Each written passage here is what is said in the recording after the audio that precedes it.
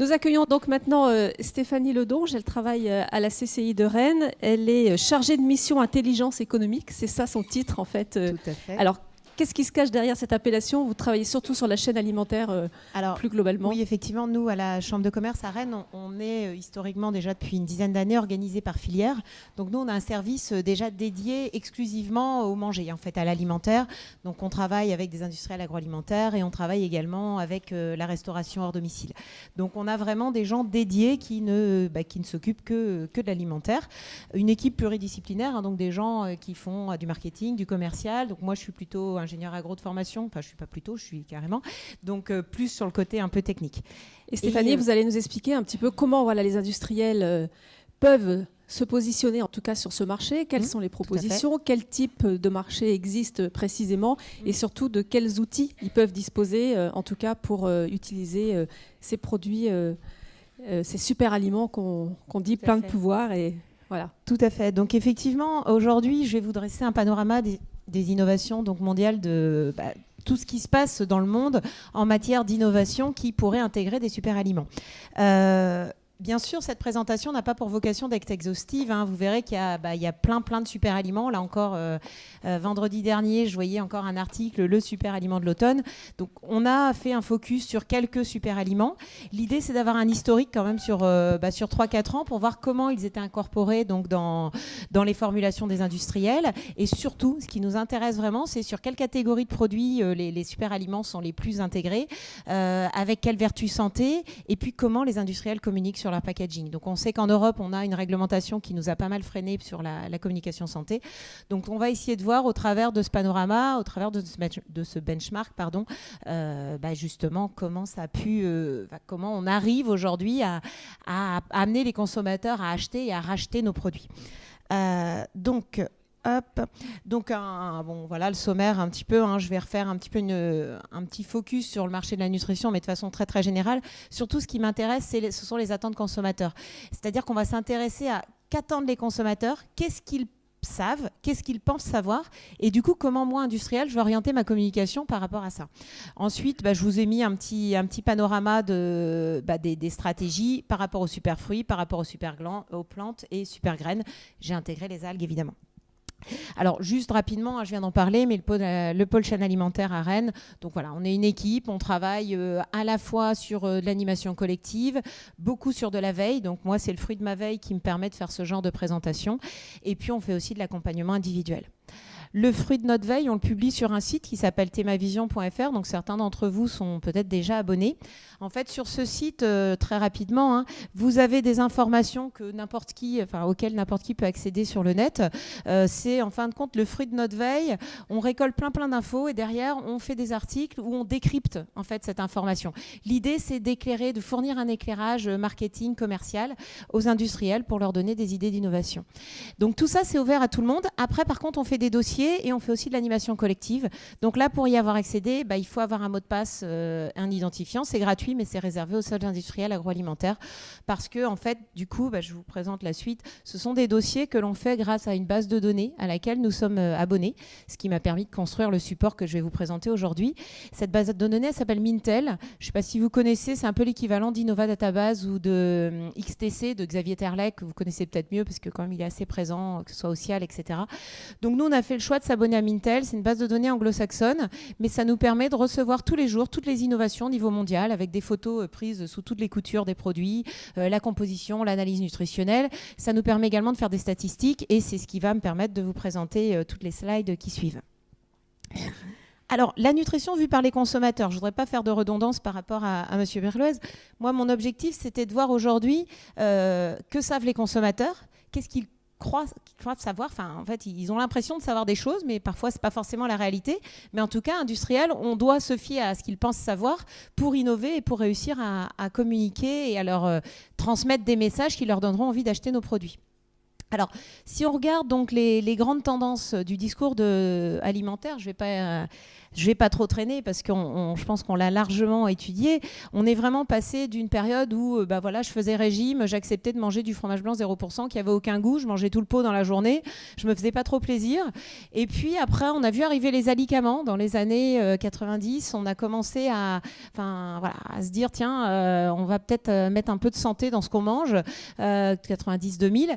Et puis arrivé dans les années 2010, on a arrêté les discours, l'enrichissement, on est plutôt passé sur du sans, allégé, mais pas allégé dans le sens moins de gras, mais on enlève le gluten, on enlève tous les produits, les vilains additifs qui peuvent nuire à notre santé. Donc on est plutôt sur du manger sain. L'attitude des Européens par rapport à la santé. Donc moi, je vais m'intéresser surtout à la France. Qu'est-ce que je vois par rapport aux Français ? Les Français aspirent à avoir un mode de vie plus sain. En gros, ils ne sont pas forcément satisfaits de leur mode de vie actuel. Ils se rendent compte qu'il y a des progrès à faire. Par contre, ils estiment qu'ils ne sont pas trop informés. En fait, il manque carrément d'informations. Ils attendent vraiment des industriels, de la presse, des blogs, etc., de leur donner plus d'infos pour qu'ils savent quoi faire. Donc on a vraiment des consommateurs qui aspirent à faire mieux, mais qui déclarent ne pas savoir faire, donc du coup ils font rien. Ici, c'est assez intéressant aussi, ça nous permet au niveau européen de voir que globalement, plus de 70% à chaque fois des consommateurs préfèrent avoir des produits qui sont naturellement riches au niveau santé, plutôt que des produits dans lesquels on va ajouter des bénéfices fonctionnels. Donc ça, c'est vraiment un très positif aussi pour les superfruits, parce que les superfruits sont naturellement riches en nutriments. C'est pas quelque chose qu'on vient rajouter. On va pas rajouter dans mes biscuits de l'huile de poisson qui va faire qu'ils vont être plus riches en oméga 3. Donc le consommateur va beaucoup mieux percevoir la chose. Alors, par contre, notre consommateur, comme je vous disais, il a envie d'en savoir davantage et il estime ne pas connaître grand-chose. Ça se vérifie parce qu'il y a 49% quand même des consommateurs qui assimilent protéines et VPO. 55% pour les sucres, c'est quand même pas énorme. Et les graisses, il y a 42% seulement qui savent que quand on parle de lipides, on parle de graisse. Donc, quand on dit malheureusement, il manque un petit peu de culture nutritionnelle, c'est pas tout à fait faux. Pareil pour les repères de consommation. Donc, fruits et légumes, c'est bon. L'activité physique, on a à peu près compris, même si on n'y va pas forcément, on sait à peu près ce qu'il faut faire. Par contre, vous voyez, les produits laitiers, c'est pas bien ancré. Viande, poisson, œuf non plus. Donc, on a encore du progrès à faire en information nutritionnelle. On a de l'éducation à faire auprès des consommateurs. Mais pour l'instant, industriel, voilà les consommateurs tels qu'on les a face à nous. Donc, il va falloir savoir communiquer puisque, a priori, les connaissances ne sont pas celles qu'on pourrait attendre. Alors, si je regarde ici ce que pensent les consommateurs des produits fonctionnels, ça aussi, c'est un élément intéressant à prendre en compte par les industriels. C'est qu'en fin de compte, ils sont super dubitatifs. Ils n'ont pas forcément confiance en nous, industriels. Ils pensent que, en fait, c'est un peu du flan, ce qu'on essaye de leur vendre. Ils estiment que les bénéfices fonctionnels ne sont pas clairement exprimés. Ils estiment qu'en fin de compte, c'est juste un prétexte pour qu'industriels nous vendions bien plus cher les produits et nous enrichissions à leur profit. Donc, en gros, la confiance n'est quand même pas clairement installée. Peut-être encore pire depuis les différentes crises sanitaires que l'on a pu vivre. Qu'est-ce qu'ils comprennent, nos consommateurs ? Si on fait un peu le panorama des nutriments ou des promesses qui peuvent être intéressantes, en gros, le français, effectivement, c'est pas un très bon élève. C'est même souvent le dernier de la classe. Quand vous regardez, c'est le vert, le français, c'est vraiment pas le meilleur. C'est pas lui qui va avoir 20 sur 20 à l'interro. Là où il semble s'intéresser peut-être un petit peu plus. Alors, les antioxydants, 51%, c'est quand même pas transcendant. Les oméga 3, pourtant, on a l'impression qu'il y a pas mal eu de martèlement publicitaire, seulement 55%. Donc, en fin de compte, ils ont vraiment des lacunes, ça c'est vrai. Donc, ça va nous forcer à orienter un peu notre communication différemment, pas être forcément trop scientifique. Alors, Stéphanie, là, vous avez fait une comparaison, ça, la France, l'Allemagne, l'Italie et l'Espagne, c'est ça ? Oui, tout à fait, voilà. Et mon idée, c'était de montrer qu'en fait, souvent, la France, c'était le cancre, un petit peu, entre guillemets. C'est vrai qu'on n'est pas si mauvais que ça, mais en gros, il y a quand même pas mal de choses. Alors, les prébiotiques, j'en parle pas. Mais vous voyez, les antioxydants, les oméga 3, je me dis que c'est comme des choses dont on a beaucoup parlé ces dernières années. Mais le français, il estime qu'il maîtrise pas forcément le sujet. Alors, quelles sont ses motivations ? Voilà, de quoi faut-il lui parler pour le séduire, pour lui donner envie d'acheter? Alors le français, il faut lui parler santé osseuse, il faut lui parler santé digestive, et puis un petit peu système immunitaire et énergie vitalité. D'ailleurs, énergie vitalité, là c'est un sondage qui date de 2013, mais là j'ai fait un travail un petit peu sur l'alimentation du sportif, et je me suis rendu compte qu'aujourd'hui, on avait largement augmenté les attentes en termes d'énergie pour réussir, pour que je réussisse à affronter toute ma journée à rallonge avec mon travail, mes enfants, ma famille, etc. Voilà, c'est une attente qui s'exprime de plus en plus, ce côté énergie-vitalité. Donc, je pense que le même sondage qui serait refait en 2015, on serait au-delà de 31%. Alors, quid des super-aliments? Justement, dans cet univers un marché de la nutrition qui semble se réinventer, parce que il est porté, on l'a dit tout à l'heure avec Monsieur Birlouez, par de puissants moteurs sociodémographiques, le vieillissement de la population, l'augmentation des pathologies de longue durée. Il y a vraiment du boulot. Sur le marché de la nutrition santé, il y a des choses à faire. Il y a des attentes consommateurs qui sont clairement exprimées en matière de naturalité, vous l'avez dit, en matière de réassurance. Donc là, il y a vraiment des choses à faire. Donc c'est un marché qui évolue assez vite et dans un sens plutôt positif aux yeux des consommateurs. Alors, comment les super-aliments vont s'inscrire dans ce marché? Alors déjà, dans quel contexte? Donc ça, je vais passer assez vite, parce que je pense qu'on l'a un petit peu présenté, mais on est dans un contexte où il y a bien sûr de nombreuses opportunités, à commencer par l'engagement de l'État, avec les PNNS, avec le PNA, etc., etc., à commencer également par ces grandes pathologies qu'on a exprimées. Donc l'alimentation, aujourd'hui, l'alimentation et la santé, on l'a dit, 9 personnes sur 10 sont vraiment un lien fort entre l'alimentation et la santé. Donc là aussi, il y a vraiment une carte à jouer relativement importante. Des ressources, il faut savoir qu'en France, on a quand même beaucoup de ressources. On parlait du safran tout à l'heure. Si on regarde le nombre de safranières en Bretagne qui ont fleuri ces dernières années, ça, c'est une opportunité importante. On a vraiment de quoi avoir des ressources très intéressantes en super-aliments sans forcément traverser la planète pour aller les chercher. Et puis, dernière chose, le déremboursement de certains médicaments, parce que notre culture française a fait longtemps que quand on parlait santé, on allait chercher le petit médicament qui allait bien pour nous faire aller mieux. Aujourd'hui, certains médicaments sont déremboursés, donc on va peut-être se tourner plutôt sur l'aliment. Donc ça, des opportunités, mais bien entendu des freins. Un frein énorme au niveau européen avec la réglementation, donc que ce soit le règlement Novel Food ou le 1924-2006, le règlement allégation, qui là a mis qui aurait pu mettre un sérieux coup de frein en termes d'inno. Et on le verra tout à l'heure que malgré ce règlement, le rythme des innovations sur les aliments fonctionnels a continué quand même à progresser de façon relativement intéressante.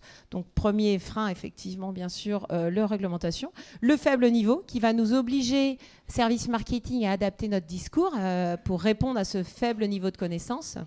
Les discours contradictoires, parce que si vous commencez à aller sur les blogs, à chercher des infos à droite à gauche, ça part dans tous les sens, et on parle un peu d'infobésité, il y en a partout, on ne sait plus trop qui croire, quoi croire et dans quel sens aller. Le facteur prix, que l'on a abordé tout à l'heure. Et puis des habitudes quand même, néophobie, des habitudes de consommation qui n'est pas tout à fait, qu'il est difficile à modifier chez nos consommateurs. Alors là, je ne vais pas m'attarder puisque on a les mêmes sources.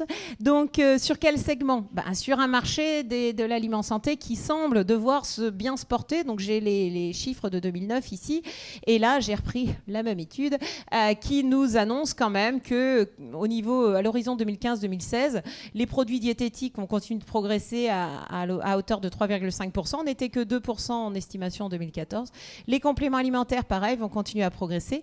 Les aliments fonctionnels, de la même manière. Donc on reste quand même sur un terrain qui a eu un petit peu de mal entre, on va dire, 2008-2009, ça devenait compliqué l'alimentation santé. Il semblerait qu'aujourd'hui on a des belles perspectives d'avenir. Alors, avec quelle approche sur ce marché-là?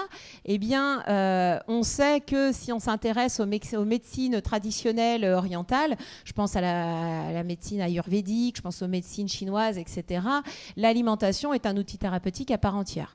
Nous, en Occident, on a mis très, très longtemps à y arriver, mais depuis quelques décennies, on commence à comprendre que notre alimentation va jouer sur notre espérance de vie.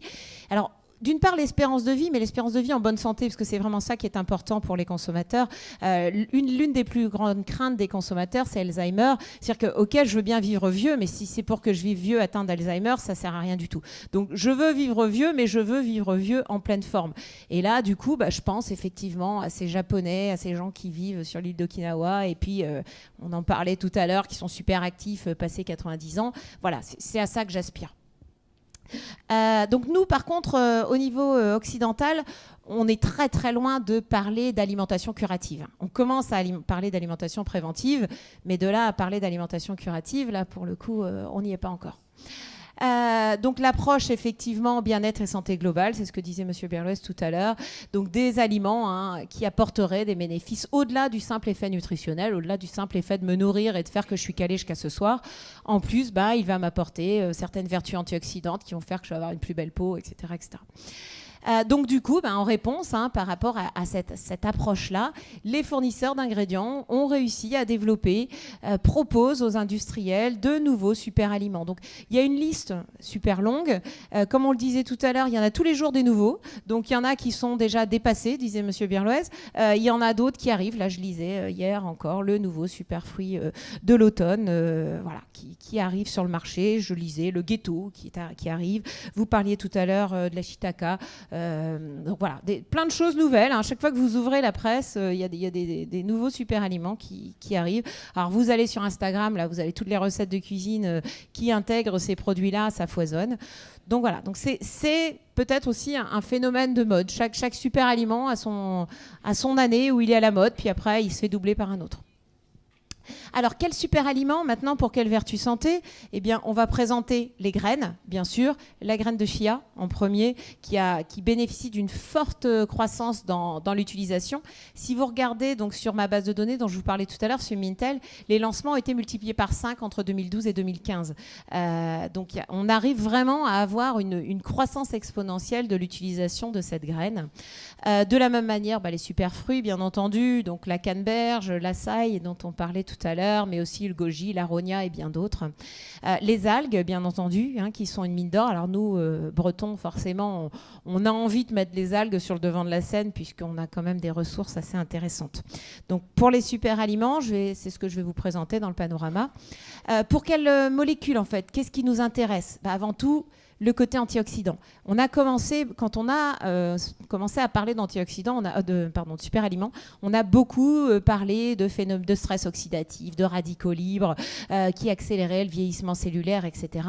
Et donc, du coup, les antioxydants, c'est la pilule magique pour justement combattre ces bombes à retardement que sont les radicaux libres. Donc, le côté antioxydant a vraiment été beaucoup mis en avant. Alors, en Europe, jusqu'à 2012, à partir de 2012, verrou réglementaire, mais on verra tout à l'heure que certains industriels, ça ne les a pas arrêtés dans leur course. Les fibres, bien sûr, c'est très important. Au-delà du simple confort digestif, aujourd'hui, on attribue aux fibres bien d'autres vertus, prouvées scientifiquement. On a plus 45% de produits qui incorporent des fibres entre 2012 et 2014.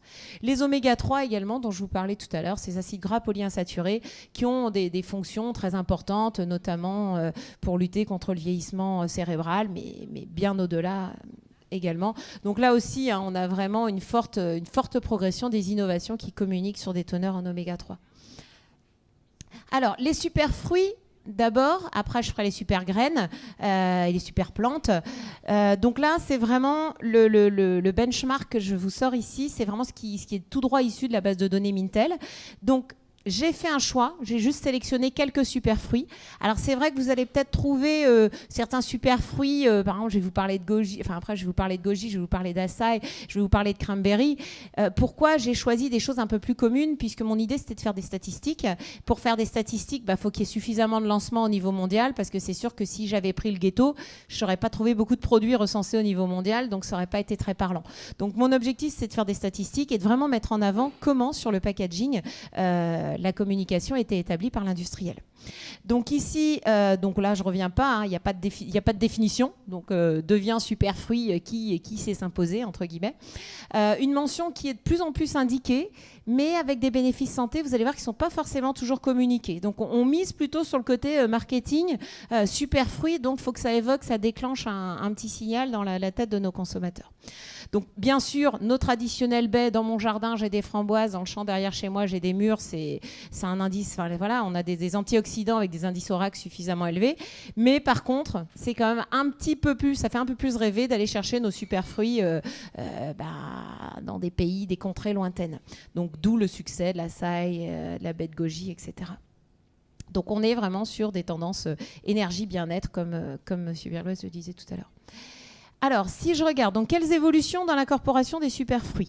Donc là, base de données, j'ai regardé au niveau mondial quels étaient les aliments. Donc j'ai sélectionné les superfruits que je souhaitais suivre et j'ai essayé de voir comment, au fur et à mesure des années, depuis 2010, l'incorporation de ces superfruits avait évolué. Donc là, qu'est-ce qu'on voit? On voit que la cranberry et la saille sont quand même les superfruits les plus couramment utilisés par les industriels. Il y a peu de risques parce qu'ils sont quand même relativement bien connus des consommateurs.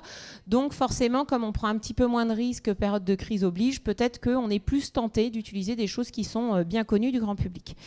Si je regarde quel pays utilise particulièrement ces superfruits, eh bien, souvent sans surprise, quand même, les États-Unis sont un petit peu plus utilisateurs. Alors maintenant, j'ai mis en nombre de produits. Étant donné que forcément sur le marché américain, il y a beaucoup plus de produits qui sortent annuellement que sur le marché français. C'est un peu eux qui lancent la tendance à chaque fois. Comment ? C'est un petit peu eux aussi qui lancent la tendance à chaque fois. Oui, c'est un petit peu. À la base, comme on le disait tout à l'heure, c'était dans les années 2000 que les superfruits, superaliments sont apparus. Aux États-Unis, ça a traversé l'Atlantique. Mais en gros, c'est quand même toujours eux qui sont un peu en tête de liste. Donc les Allemands, par contre, en Europe, sont toujours très bien placés sur ces INO également. Donc vous voyez, là, on a bien, on est plus de 2000 produits pour les États-Unis. Alors, ça, on en reparlera, je pense, un petit peu davantage tout à l'heure avec Anne-Emmanuelle et Hélène. Le verrou réglementaire aurait pu mettre un sérieux coup de frein par rapport à l'innovation, notamment puisque un des arguments largement avancés par les superaliments, c'était quand même le phénomène antioxydant. Malgré ça, effectivement, alors en Europe, 2015, je l'ai arrêté cet été. Donc forcément, on a l'impression que ça se casse la figure en 2015, ce qui n'est pas forcément vrai. On a un peu plus d'une demi-année, donc c'est pas significatif.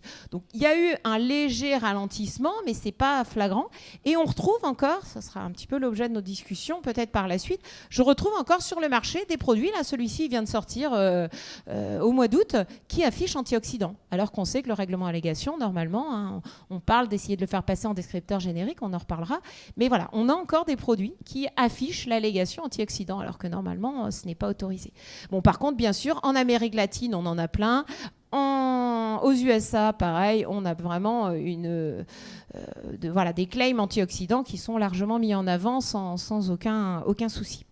Comme je vous disais, donc on a essayé d'extraire, donc pour certains superaliments, des fiches produits et surtout l'évolution. Donc déjà, dans quelle catégorie de produits on va les retrouver? Qu'est-ce qu'il veut maintenant?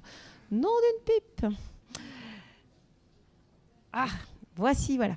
Donc, d'après la base de données à laquelle nous sommes abonnés, donc d'après Mintel, si on regarde dans quelle catégorie de produits on intègre le plus des superfruits, eh bien, quand vous faites la somme de tout ce qui se boit, les jus, les nectars, le thé, etc., sans surprise, ce sont bien sûr toutes les boissons qui sont largement en tête.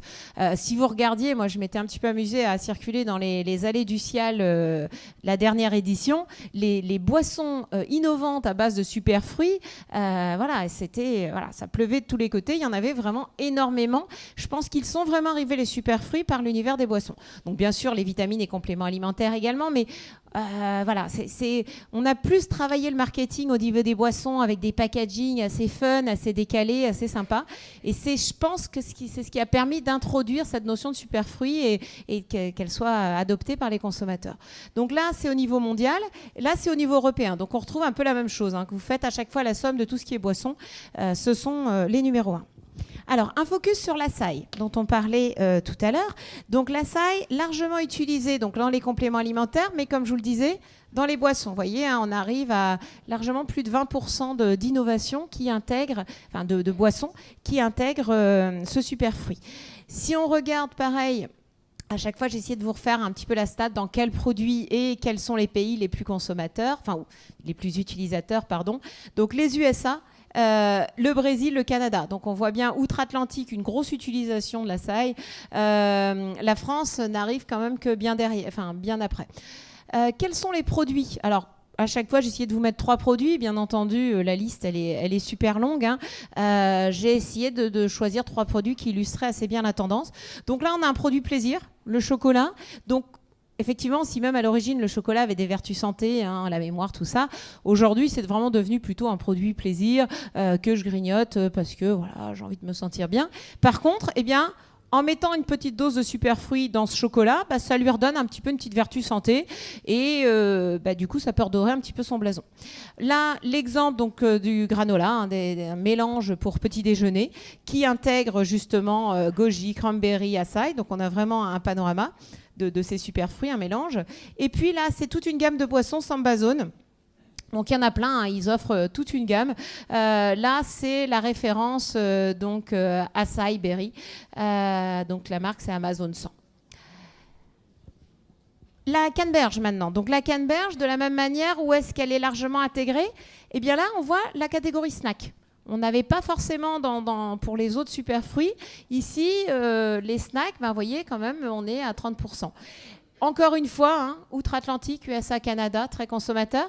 Par contre, l'Europe, vous voyez que l'Allemagne, elle n'est pas trop mal placée. Allemagne et Royaume-Uni. La France, pareil. On est un petit peu plus actif sur ce super aliment. En termes de produits, j'ai choisi également ici des bars hein, qui intègrent de la cranberry. Ici, c'est une boisson, hein, The Berry Company, donc la marque porte bien son nom. Et puis même du vin qui intègre des cranberries. Pour la cranberry, je voulais quand même faire juste un petit focus, c'est que pendant longtemps, on a utilisé de la cranberry pour ses vertus sur le système urinaire.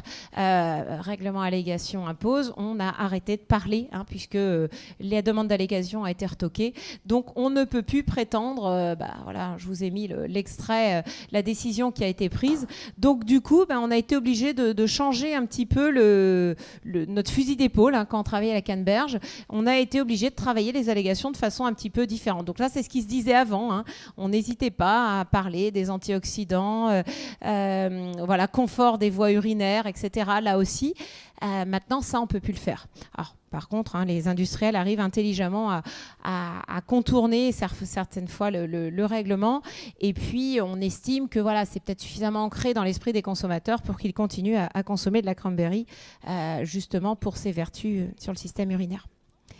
La grenade maintenant. Donc la grenade, là, très caractéristique dans les boissons. Je pense que là, c'était sans surprise. Un petit peu dans les produits laitiers aussi, on la voit apparaître de façon un petit peu plus importante que d'autres superfruits. Et encore une fois, pareil, hein, on a USA, Canada en tête, suivi par l'Allemagne et la France, là aussi, qui est relativement bien placée.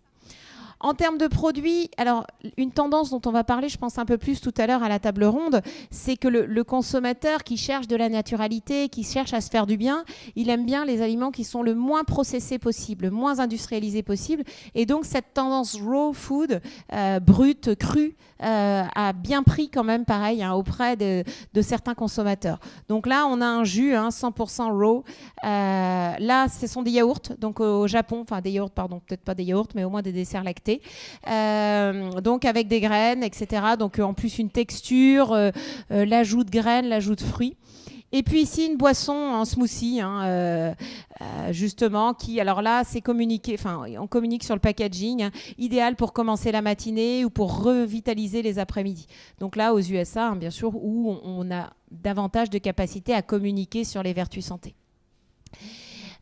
Je voulais juste faire un petit focus sur le thé qui intègre souvent en fait la grenade et qui par contre se permet d'alléguer, enfin se permet entre guillemets, excusez-moi, qui annonce quand même des vertus santé. Alors là c'est un petit peu tendancieux parce qu'on ne sait pas s'il s'appuie sur les vertus du thé ou s'il s'appuie sur les vertus de la grenade.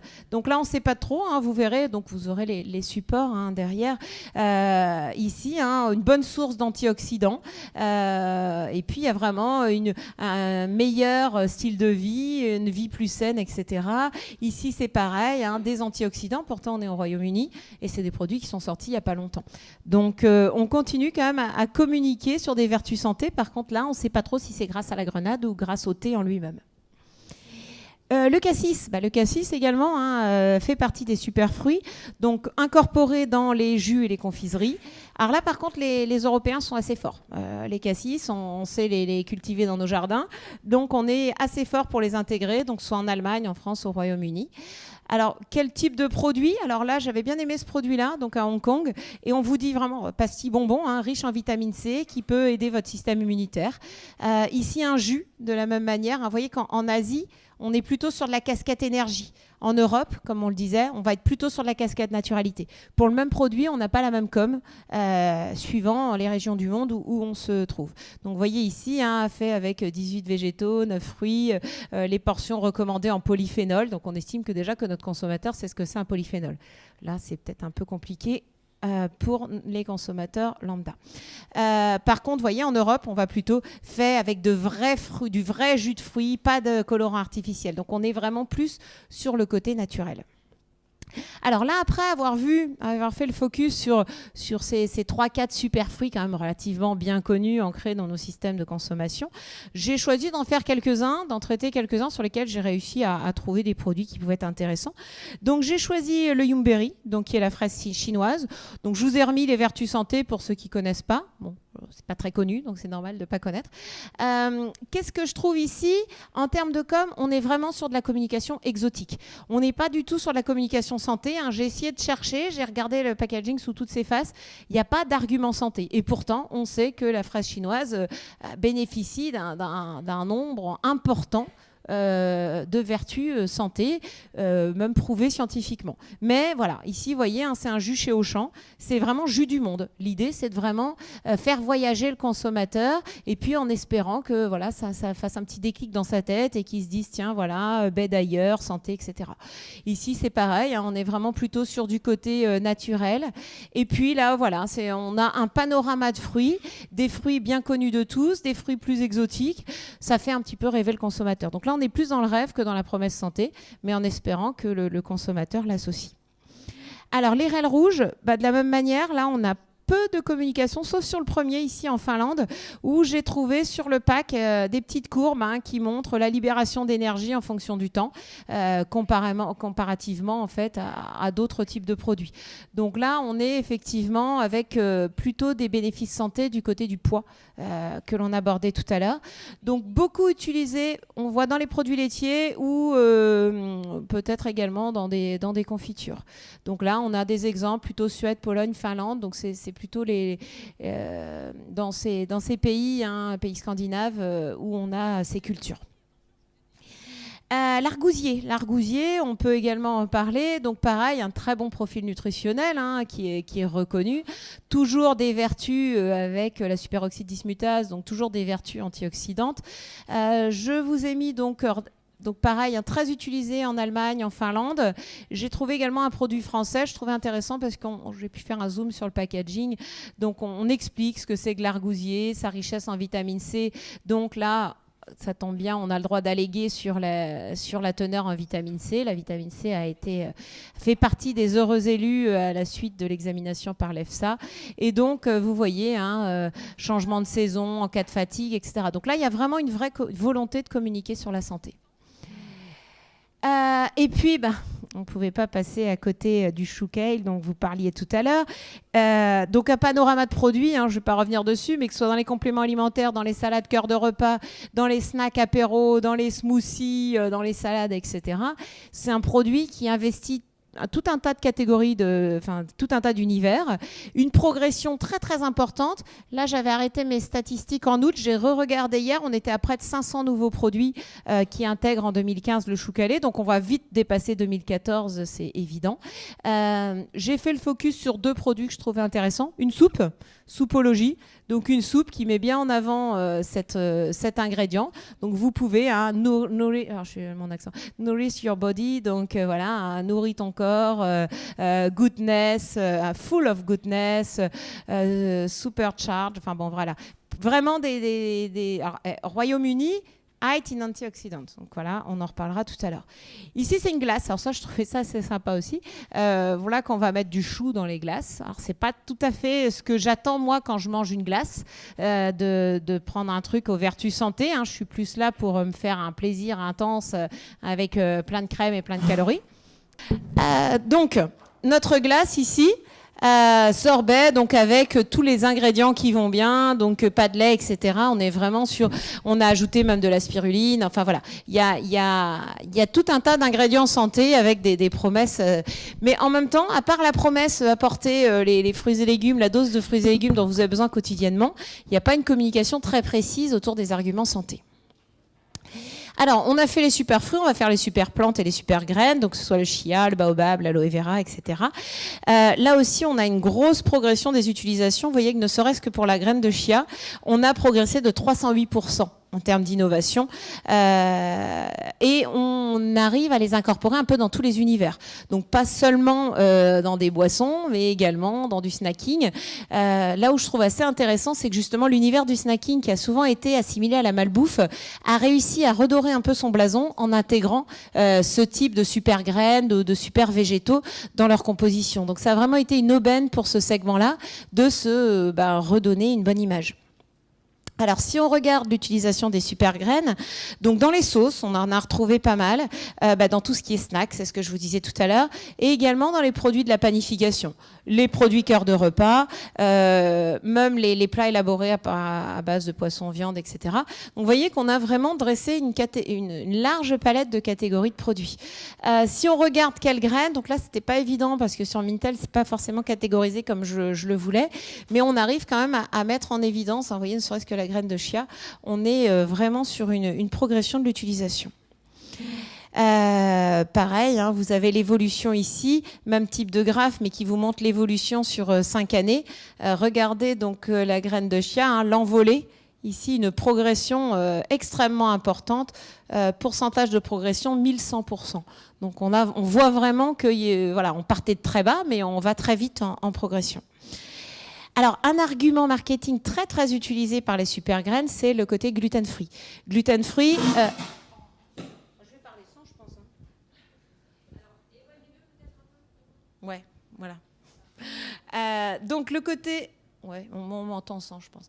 Le côté donc gluten-free, c'est vraiment largement mis en avant par les industriels.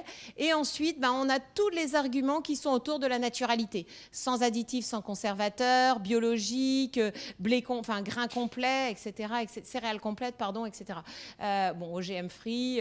Donc, vous voyez que on est vraiment sur des arguments. Donc, après l'argument santé number one qui est gluten free, l'argument naturalité qui arrive vraiment en pole position. Donc là, j'ai choisi 3 produits. Donc ici, un pain qui mélange le chia, le quinoa et le millet. Ici, c'est une barre qui contient différentes sortes de graines. Et là aussi, un encas céréalier qui vous apporte gluten-free, fibres ajoutées, donc haute teneur en fibres, végétarien, blé complet, richesse en protéines, etc., etc.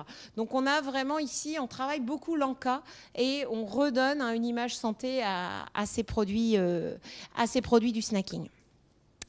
Alors, si je fais un petit focus sur le gluten-free, comme je vous disais, ici, donc le pourcentage de snacks et de produits issus de la boulangerie qui intègrent donc des graines, on voit une belle évolution qui est caractérisée ici. Et en termes de produits, voilà, je vous ai mis 3 exemples qui mettent vraiment largement en avant le côté free from. D'ailleurs, c'est même la marque de ce produit-là, free from, qui nous permet vraiment de comprendre quel est le message directement, rien qu'au travers de la marque.